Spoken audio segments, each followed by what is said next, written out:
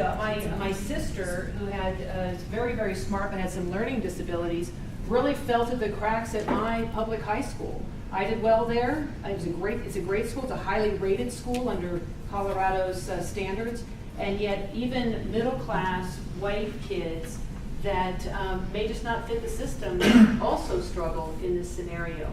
What's another one? You, sir? Under illegal immigration, clearly those who are queued up and have been for upwards of 10 years, waiting patiently to get from the system and become citizens are really tragically. Exactly. My favorite one, gun magazine bans, hurts women because we are statistically smaller than our assailants, and it also hurts people with other physical disabilities, like they're in a wheelchair, they can't run away from the bad guy, they need that to defend themselves. Perfect. You, sir?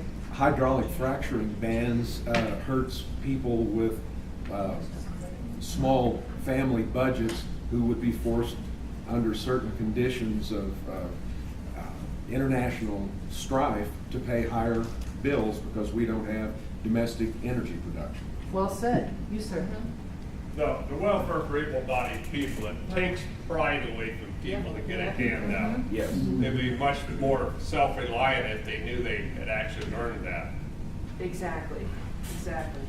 Tier system, and we're already beginning to see here the concierge system. So, Very well. Yeah, my friend could not afford private health care in England and was in the bottom tier. But yes, those who are low income and even middle class people are hurt under situations where there's a two-tiered system that is evolving in that direction under Obamacare. You, sir? Corporate farm subsidies destroys the independent small farmer. Yes. Well said. Very well said. Issue only in terms of fairness and compassion. It is I say sometimes we're fighting our own instincts. Very often my instincts say I want to pull out authority, rule of law. Maybe I want to pull out the fact that something is just not morally right. Or maybe I want to talk about that's just not the American way. That's not what the forefathers would have wanted. It's very easy for me to pull those out because those are moral frames with which I see the world, but I also see the world in terms of fairness and compassion. And when I'm talking to somebody that only shares those frames with me, that's what I have to do. So what I gave you is I gave you the same 10 policies, but I want you to frame it only in terms of fairness and compassion. And to show you how I'd like you to do that, I'm going to, if you could think of 2 subjects that are not up here, and I'll take 2 subjects from the crowd and I will frame them on the spot. And think of the hardest one you can think of and see if you can mess me up. Yes, sir. Military intervention in Iraq right now.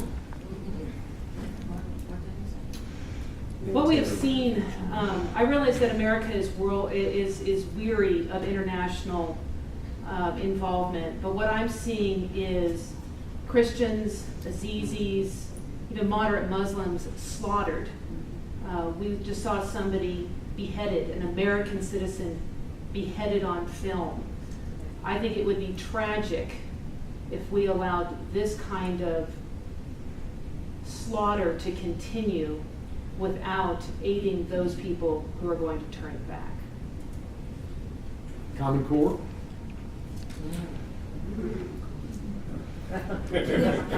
Without using the word stupid. Say the word. Common Core. Growing up, my most creative teachers were those that were able to not only stick to the standards to a degree, but were also able to meet the individual needs of students and to draw from their own experience.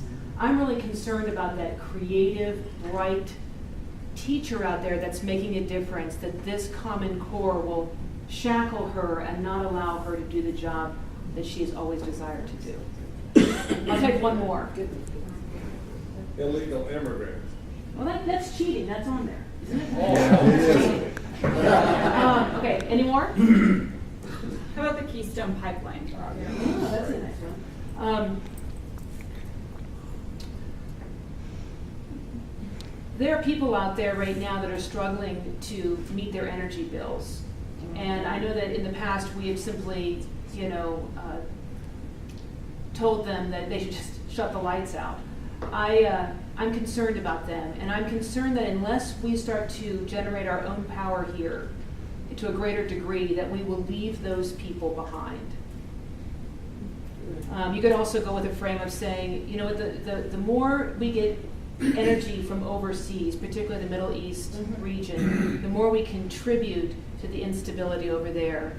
I believe that if we can simply develop those resources here and in Canada as well, that we will be able to get rid of that incentive overseas and contribute to those dictators there.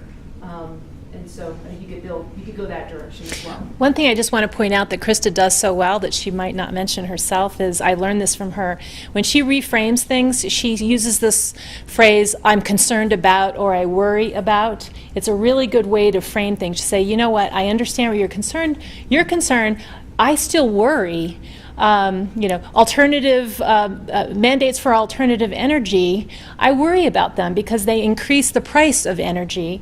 And those people who are energy poor, for whom a much larger percentage of their disposable income has to be spent on energy, they're not going to have enough money maybe to put food on the table. I worry about that. And that's something I learned from Krista. I worry about the 500,000 birds that are killed every year because of the wind turbines. I mean, that's a vulnerable population, not a human population. But I think another argument for the energy is up in Bakken. We just saw this on the news last night. They are burning off so much gas because they don't have the pipelines to move it. You can say, imagine if that gas is being burned or heating your house and how it would save you money. Outstanding point is happening in the Eagle Ford also, due to lack of infrastructure. The more energy we can capture, the more we can help, particularly vulnerable people here, middle class and low income people, be able to afford energy.